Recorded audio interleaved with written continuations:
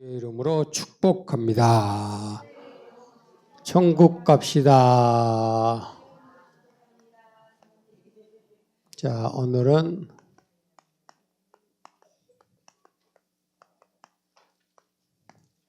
(29강) 세례 요한의 사역에 대한 부분을 언급하면서 한 4차례에 걸쳐서 쭉 비교, 분석, 검토, 확인하겠습니다.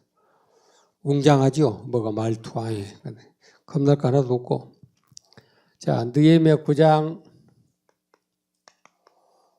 26절에 선지자라고 하는 사람은 어떤 사명이 있다? 백성들로 하여금 주께로 돌아오게 하는 그런 사명이 있어요. 그런데 그들이 주님을 거역하고 순종 안 하고 율법을 주면은 그냥 등 뒤에다가 획 던져버려요. 이 말을 어떻게 표현하냐면, 여러분의 말씀이 선포되면 귀등으로 스쳐버리고, 이 말이가 똑같은 것 같아요. 그잖아요. 지금 나에게 당장 필요한 그 말씀도 그냥 스쳐 던져버린 거예요. 그런 사람들에게 말씀을 전하는 선지자들은 얼마나 속이 터지겠어요. 그러죠. 못 보고 못 듣고 못 느끼고 그냥 전한 대로 한다면 모르지만, 그들이 앞으로 전개될 그런 일들에 대해서 보면서 전하는 그 마음은 더 찢어지는 거지. 알았죠? 사도행전 3장 23절에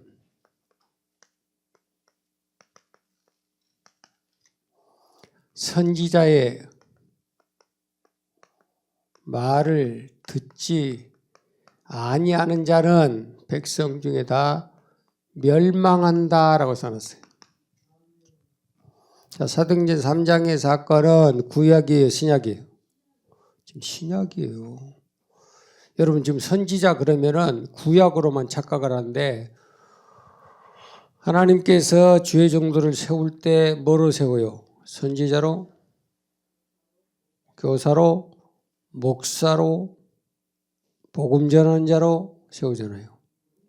지금 시대도 성령이 역사하면 선지자의 사역이 계속 진행되고 있다는 겁니다.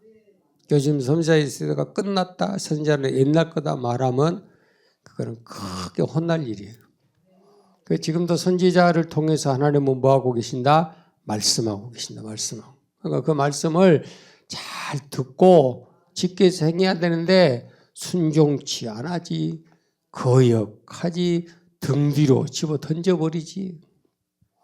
그래서 답답하니까 구약 성경에서도 그렇게 순종해라, 거역하지 말고 제발 내 말을 똑바로 들어라, 그렇게 말씀하는데도 안 들어. 그것이 언제까지 오고 있어요? 지금 신약까지 오는 거예요. 이거는 구약이에요. 이거는 신약이에요, 지금. 그래서 구약에도 그렇게 수많은 선지자들을 보내시면서, 선지자 그러면 누구부터 여러분들이 기억을 하셔야 되냐면, 맨 처음에 선지자는 누구예요? 모세잖아요. 모세로부터 율법이 시작되었고, 그 다음에는 사사들이 나와요. 사사, 기드온, 삼손, 입다, 그런 사람들이 사사죠. 그 사사들이 나오고 난 다음 그 다음에 누구냐면 선지자가 출동을 하는데, 그 선지자의 대표가 사무엘이에요. 깨달아지죠? 그 사사시대가 마치면서 하나님께서 누구를 세워요? 사무엘, 선지자를 세워서 그 선지자의 계통을 쭉 이어가게 만드는 거예요. 그래서 구약에 나오는 모든 선지자들을 다 통틀어서 지금 말씀하는 겁니다. 그러면 그 구약의 선지자의 종착역이 누구죠? 세례요한. 했잖아. 구약에서 나오는 선지자와 신약에 나오는 그 중간에 이게 누구예요? 세례 요한이에요. 세례 요한. 그러니까 세례 요한은 구약도 포용하고 신약도 포용하고, 이 두 가지가 세례 요한 안에서 다 성취될 수 있도록 그렇게 만드는 거예요. 알았죠? 그렇다면 그 세례 요한이 과연 무슨 일을 했느냐라고 하는 게 세리요한의 사역이 뭐냐. 첫째는 죄를 깨닫게 하는 일을 한다.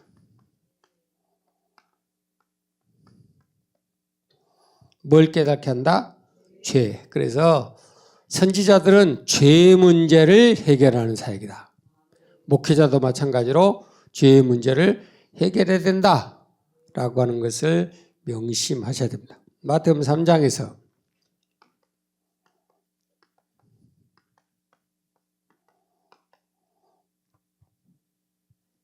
마태복음 3장 3절에 그렇게 말씀합니다. 저는 선지자 이사야의 말을 들어서 광야에서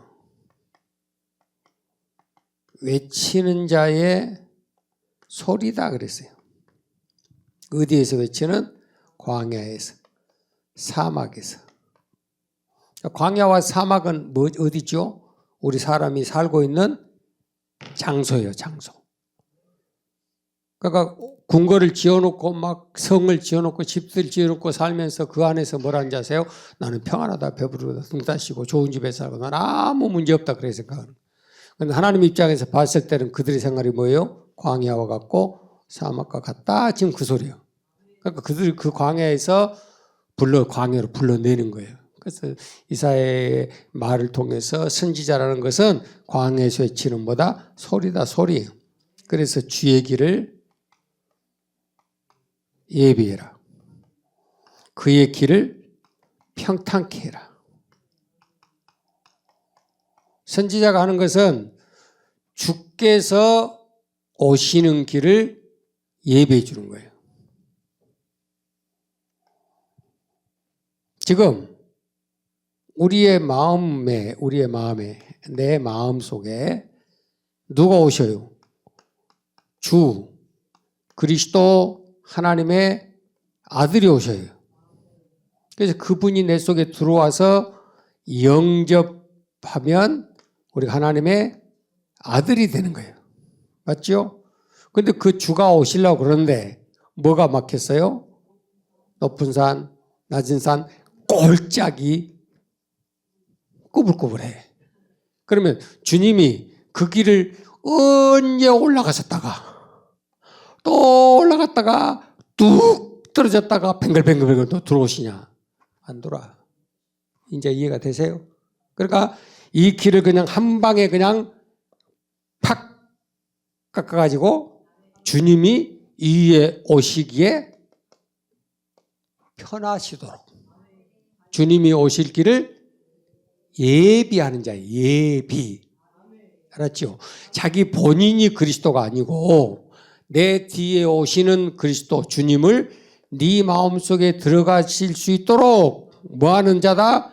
예비하는 자고 평탄하도록 높은 산을 깎고 낮은 산을 깎고 골짜기를 메꾸고 꾸불꾸불한 걸 곱게 펴준다. 펴줘. 그럼 주님이 들어오실 때 그냥 자동으로 굴러 들어가셔 그래요. 그잖아. 주님은 등산을 안 좋아하셔. 이게 뭐냐? 이게 허물이에요. 이게 뭐냐? 이게 죄예요. 알았어요? 그래서 이사야 또 이제 옆으로 빠지네 또. 22절 보면 44장 2절 보면 우리의 허물과 우리의 죄가 얼마나 크고 높고 광활하고 무서운 것인가 라고 말하면서 너희의 허물은 하늘에 빽빽한 구름과 같다 해서 구름. 이걸 누가 해결을 해요? 못해. 이거는 죄라는 것은 안개와 같다. 차우하게 진하게 가로막혀 있어요. 그러니까 그 구름과 안개가 꽉 막혀 있어서 주님이 오고 싶어도 못 오신다고 하면 못 오셔. 그러니까 그 허물이 무엇인가? 구름이 어떤 것인가? 네 죄가 무엇인가? 안개가 무엇인가를 첫째 뭐하는 일을 한다? 깨닫게 한다. 깨닫게. 깨달아지지요? 두 번째 마태복음 3장 4절 보면 요한이 약대 털옷을 입고 있어요. 그리고 뭐 하고 있어요? 허리에는 가죽 띠를 띠고 있어요. 그리고 그가 먹는 음식은 메뚜기와 메뚜기 꿀이에요. 꿀. 석청 그럼 몰라 먹을까 무서우니까 꿀. 그래서 어떤 분들이 그렇게 설교해. 하나님이 세리요한이 광야에서 사니까 기력이 쇠진할까 봐. 가장 좋은 그 시대에 메뚜기하고 꿀을 먹여서 원기를 왕성하게 만드는 그런 도우시는 하나님이다. 다 거짓말이에요. 광야에서 먹을 거 뭐 있어요? 그것밖에 없어.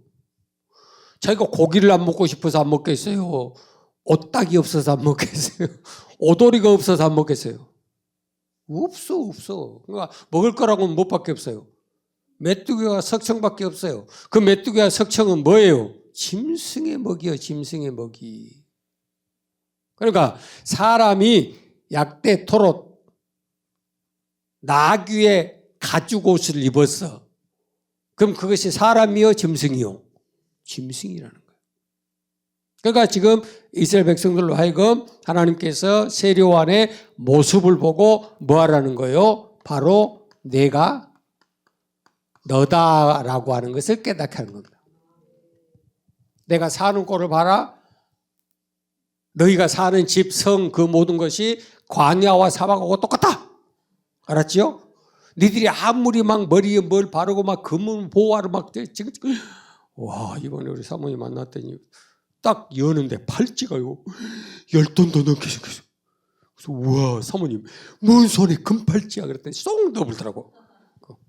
사모님 나한테 해주라는 거 다 해준다 했죠. 그럼 나 그 팔찌 좀 주셔야 돼 그랬거든. 그러니까 그거는 절대 안 되는데 쏙 넣어버려.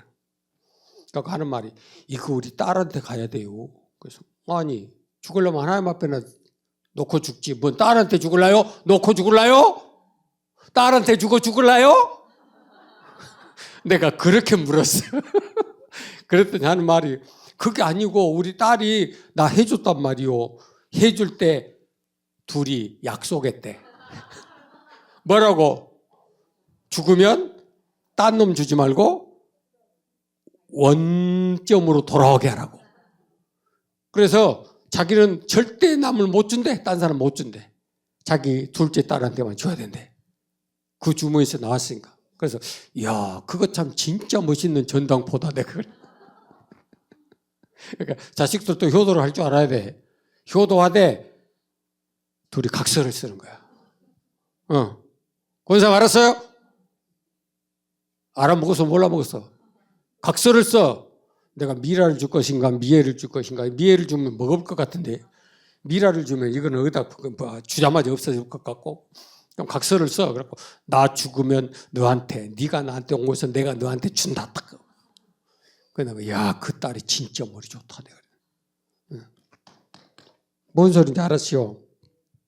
자, 어쨌든 이 말씀의 내용은 이사야 선지자를 통해서 미리 그걸 보여주고 세리요한이 그것을 이어받아서 지금 보여주는 것은 백성들로 하여금 자신의 모습이 무엇인지, 내가 어디에서 살고 입고 먹고 쓰고 사는 꼴이 무엇과 똑같다? 짐승하고 똑같다. 그걸 깨닫게 하는 거예요. 알았지요? 이런 상황 속에서 이제 세리요한이 두 번째 그의 사역이 등장해 하는데 이 세 개의 성경 구절을 여러분들이 절대 잊어버려는 안 됩니다. 저는 수백 수천 번 묵상하고 여러분에게 가르쳐 드린 거예요. 간단하게 생각하면 안 돼. 첫째 마태복음 3장 2절에, 두 번째 마가복음 1장 4절에, 누가복음 3장 3절에, 마태복음, 마가복음, 누가복음, 요한복음 네 가지를 가르쳐서 4가지가 있는 복음이라 그래. 알았죠? 네 가지 있는 복음이요. 4복음. 알았지? 이제 알아먹었어요? 나도 그렇게 가르치기 힘들어. 4복음서라 그래. 알았죠? 마태, 마가, 누가를 공관복음이라 그래. 공관복음. 있다고 생각해 그냥.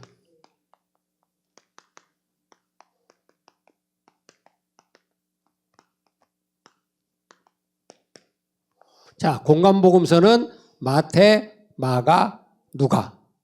사복음서는 마태, 마가, 누가, 요한. 그래서 마태복음, 마가복음, 누가복음, 요한복음이라고 말을 해요. 이해가 되지요? 자, 공관복음은 예수님이 사역하는 것을 중심으로 쏘는 것이 공관복음이에요. 사복음서는 복음의 내용을 예수님과 제자들이 했던 일들을 벌려놓은 게 사복음서예요. 있다고 생각해. 자, 그래서 공관복음은 예수님이 어떻게 세상에서 3년 반 동안 공생의 사역을 했는가를 중점적으로 기록을 하는데 마태마가 누가복음이 설명했죠. 마태복음이 마가가 누가가 요한이라고 하는 사람이 집을 봐요. 집을. 근데 집을 보는데 동, 서, 남, 북에서 보는 각도가 달라. 이해가 되지요? 그러니까 마태가 보는 쪽은 왜 이렇게 썼고 마가는 왜 이렇게 썼다요? 그러니까 성경은 안 맞아 라고 말하는 자유주의자들이 있어. 이해가 되지요? 그러니까 성경의 사복음서에 대한 기본을 모르니까 곧다이 소리가 나오는 거예요. 수없이 가르쳐줬어요. 선지자들도 에레미야가 보는, 이사야가 보는, 에스겔이 보는 방향이 달라. 내가 여기서 지금 똑같은 말씀을 여러분에게 똑같이 딱 가르쳐줘도 나갈 때 물어보면 동문서답이 나와. 맞죠? 그거하고 똑같아. 제자들도 정신 똑바로 차리고 주님 따랐다고 해서 다 똑같이 똑같은 방향으로 본 게 아니에요. 만약에 똑같은 방향으로 보고 똑같이 봤으면 기계적이라 그래. 근데 우리 기계가 아니고 유기적이야. 내 가지는 생각, 내 가지는 지식, 내 표현 그것을 그대로 응용을 해서 마태, 마가, 누가, 요한복음을 쓴 거예요. 잠 안 자게 하려고 나도 몸부림치네. 자, 봐요. 그래서 마태가 보는 관점, 마가가, 누가가, 요한이 보는 관점이 다른데 세례 요한에 대한 부분을 뭐라고 이 세 사람이 기록을 했느냐. 첫째, 마태복음, 마가복음, 누가복음에 마태복음 3장 2절에 보면 첫 번째가 뭐예요? 회개하고 천국 가자 그 말이에요. 회개하라, 천국이 가까웠다. 세례 요한이 선포했던 첫 번째 메시지의 핵심은 뭐다? 회개하라, 천국 가까워. 회개해야 천국 간다 그 말이에요. 이해가 되죠? 자, 두 번째, 마가복음 1장 4절에 세례 요한이 광야에서 말하면 죄사함을 얻게 하는 뭐라고요? 회개의 세례예요. 세례. 자, 보세요. 여기서 지금 말하는 것은 회개가 중심이라고 하면 여기에서는 세례가 중심이에요. 이해가 되세요? 마태가 듣고 깨달은 부분은 회개하라, 천국 가까웠다고. 마가가 듣고 깨달은 것은 죄사함을 얻게 하는 회개의 세례를 받아야 된다는 것을 깨달았어요. 누가복음 3장 30절에 지금 마가가 깨달은 그 내용하고 똑같이 깨달은 거예요. 세례 요한은 어떤 일을 했느냐? 죄사함을 얻게 하는 회개의 세례를 받으라고 전했다 그 말이에요. 이해가 되죠? 그러니까 이게 삼박조로 이렇게 나올 수가 있어요. 마태복음에서 마가가, 누가가. 자, 마태는 회개하자. 궁극적인 목적은 뭐예요? 천국이라고 하는 거예요.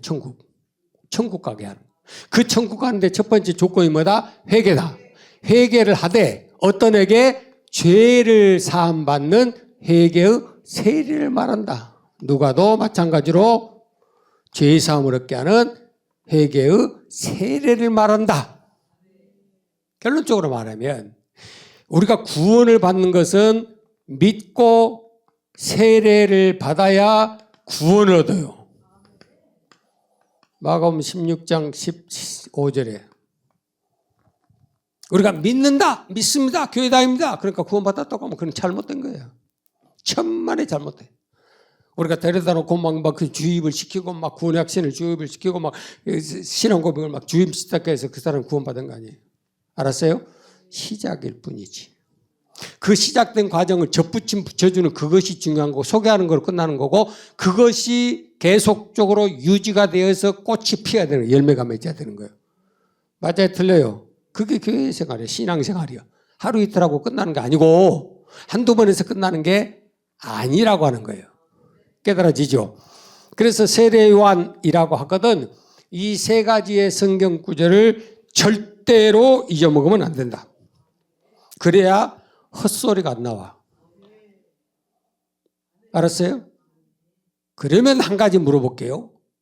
이사야 선지자나 구약에 나타났던 모든 선지자의 핵심이 어디 있었어요?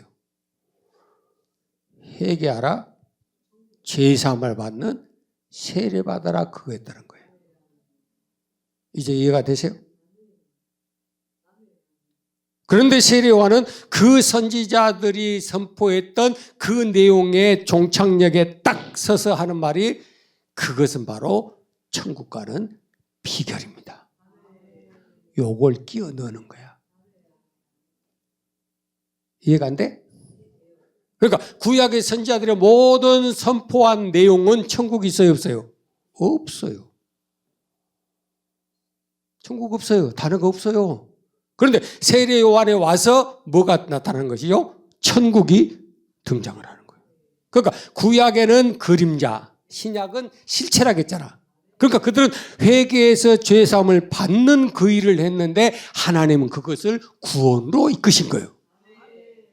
이해가 되세요? 그러니까 보이지 않는 것을 보이는 것처럼 믿어왔더라 그 말이에요.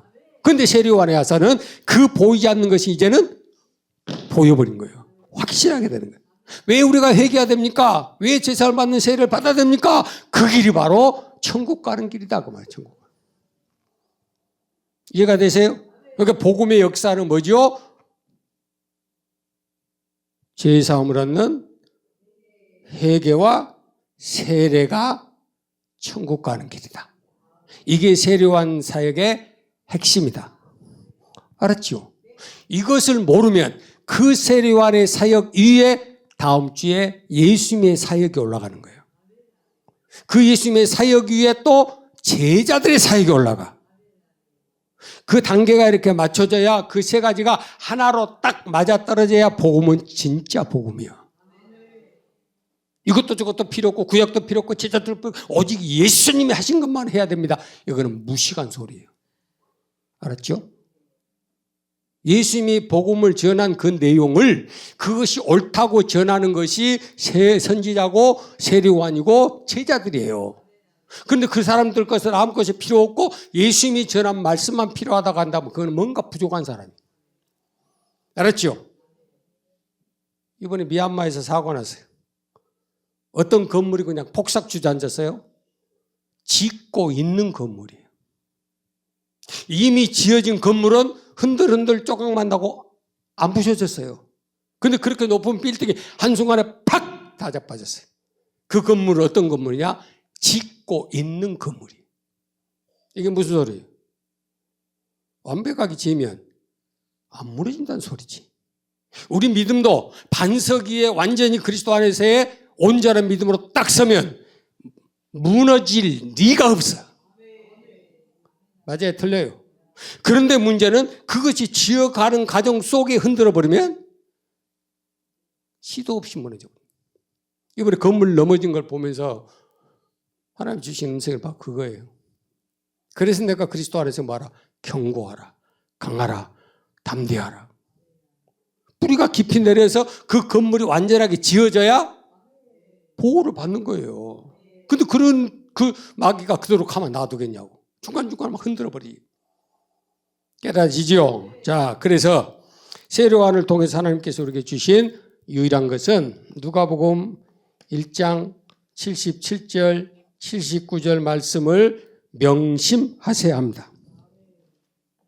우리의 구원이라는 것은 죄사함으로 말미암는 구원이에요.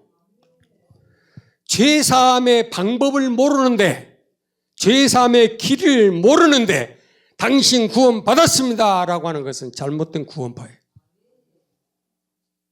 이 말 명심하셔야 돼요. 누가 전하든지 간에.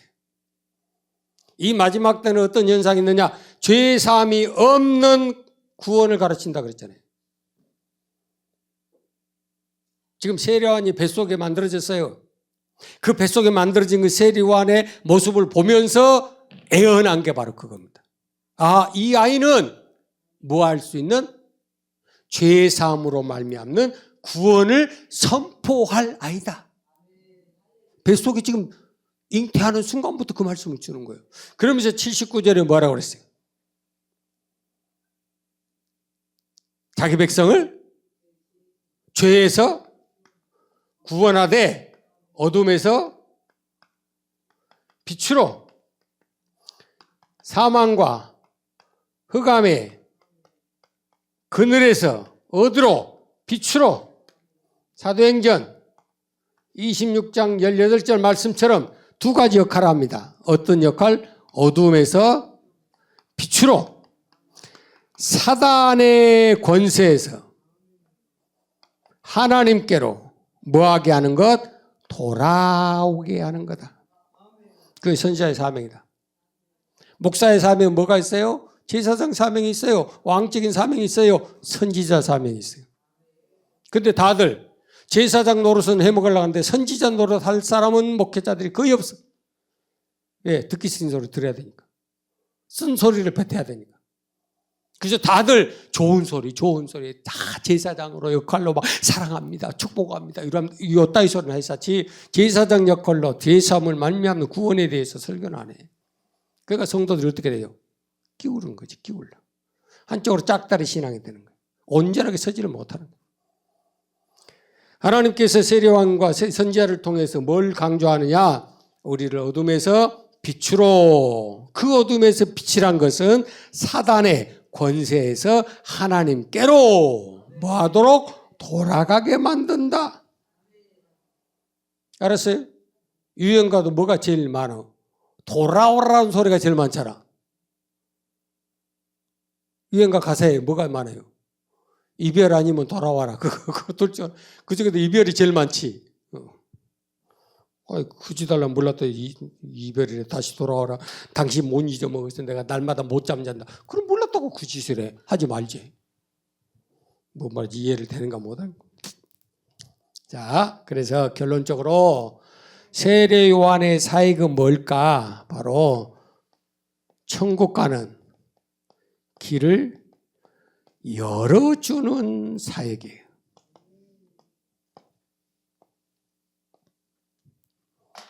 이전에 예수님께 오셔서 뭘 가르치냐면 천국이 뭔가를 가르쳐줘.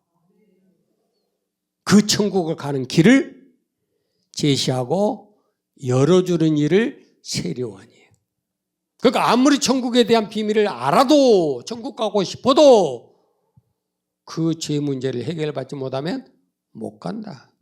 그것이 철칙이. 깨달아지지요? 그래서 이사야 59장 2절에 우리가 아무리 하나님 앞에 부르짖고 아무리 하나님 앞에 기도하고 아무리 하나님 앞에 예배하고 아무리 하나님 앞에 충성하고 봉사하고 다 했어도 하나님이 한 개도 안 받았다. 한 개도. 왜 한 개도 하나님이 안 받았느냐? 하나님과 네 사이에 구름이 꽉 껴있어. 빽빽한 구름처럼. 자욱한 안개처럼 꽉 막혔어. 그러니까 올라가지도 내려오지도 못하는 거예요. 어떤 사모님이 그렇게 간증하는 걸 잠깐 들어봤는데, 여러분, 우리가 하나님 앞에 기도할 때 천사가 오르락 내리락 하는데 아버지! 그러면 아버지 이것이 몇 시간이나 걸릴까요? 잠자면서 아멘한 거는 몇 분 걸릴 것 같아요? 저것도 신앙생활 별거 안 했는데 신앙생활은 60년 한 사람 같이 하고 앉아있어요.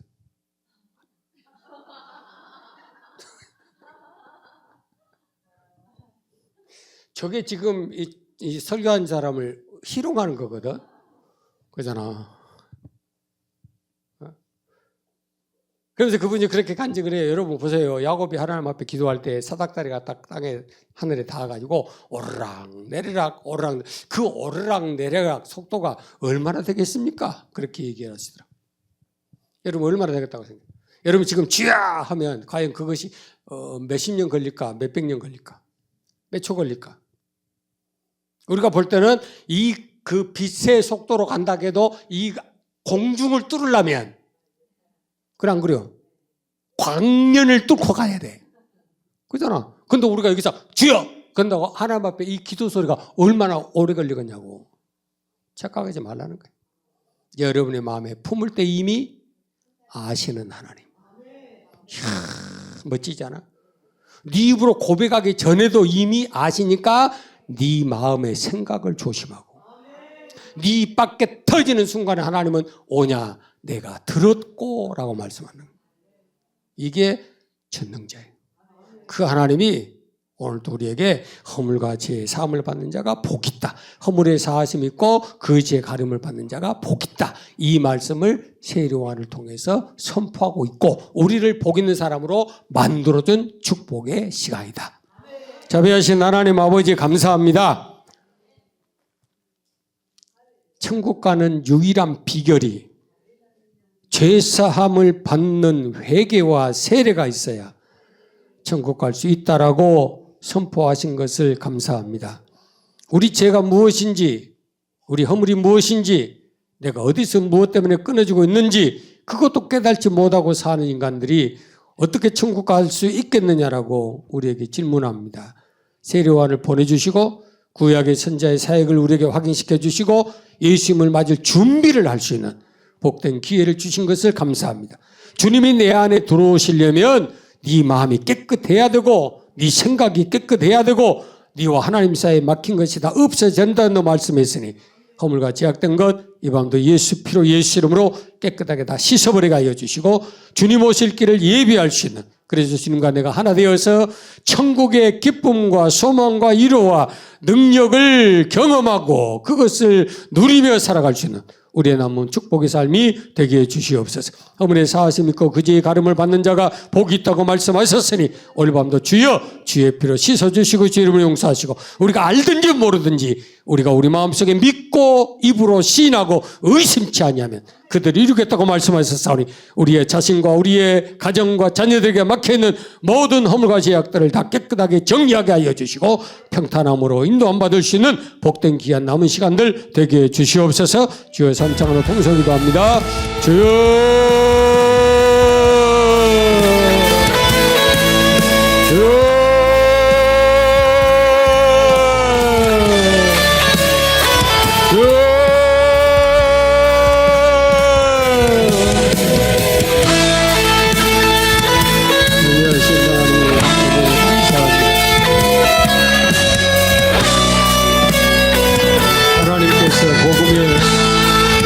사역을 위해서 수많은 선지자들을 보내셨고 저들로 하여금 어둠에서 빛으로 사단의 권세에서 하나님께로 돌아오라라고 그렇게 말씀하고 선포하고 가르쳐줬지만 그들은 하나님의 말씀에 순종하기 싫어하고 오히려 고집을 부리며 아집을 부리며 거역하고 주의 주신 율법을 등 위로 집어 던져버렸다라고 주님 말씀하고 있습니다. 맞습니다. 지금도 똑같습니다. 아버지 하나님께서 우리에게 깨닫게 하시고 천국 가게 하시고 그 천국의 기쁨과 능력을 경험하게 하시려고 주의 정도를 통해서 하늘의 진리의 말씀이 천국나라의 복음이 선포되게 한다 할지라도 저들은 듣기 싫어합니다. 순종하기 싫어합니다. 거역하기 좋아합니다. 말씀을 등 뒤로 집어 던져버리고 기쁨으로 듣기 좋아하는 우리 여야감들이 주님 앞에 있음을 이 시간도 주님 앞에 고백합니다.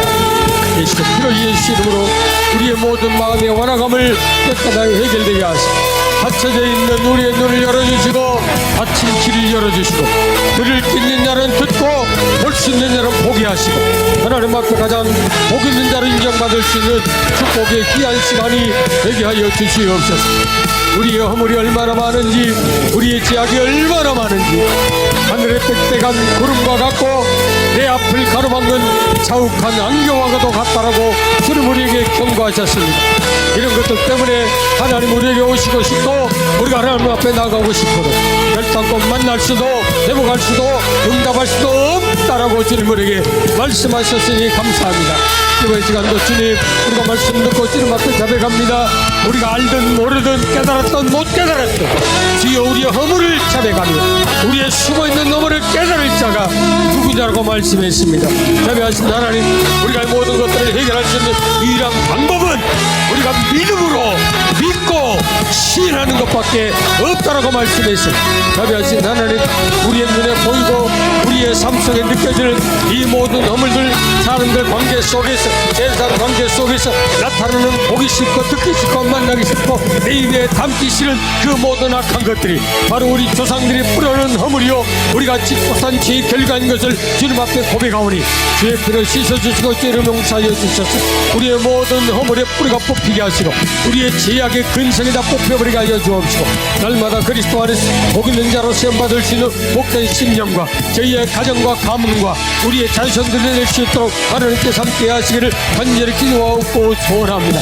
어둠 가운데 있었던 어둠의 일들을 벗어버리고 이제는 빛의 갑옷을 입으라고 주님 말씀했습니다. 어둠 가운데서 살며 술 취하고 방탕하고 방종하며 세상의 유혹 가운데 살아왔던 우리의 모든 더러운 것들을 이 시간도 예수 피를 예수로 깨끗하게 씻어주시고 우리의 더러운 죄악된 것들 육신의 정욕, 밥먹이 영역, 이성의 자랑, 세상적이고 육신적으로 정욕적이고 마귀적인 것들하고 말씀했습니다. 이 모든 것들이 다 성령의 불로 다 떠나가게 하여 주시고 다시는 우리에게 음습하지 못하도록 도와주시고 하나님의 평강이, 하나님의 기쁨이 하나님 우리의 심령 속에 적어 넘치게 하시고 우리의 남은 여생산 날 동안에 주님 주시의 기쁨으로 날마다 믿음으로 승리할 수 있는 축복이 결혼한 시간을 낼 수 있도록 하나님께서 함께 하시고 복의 복을 더하여 주시옵소서.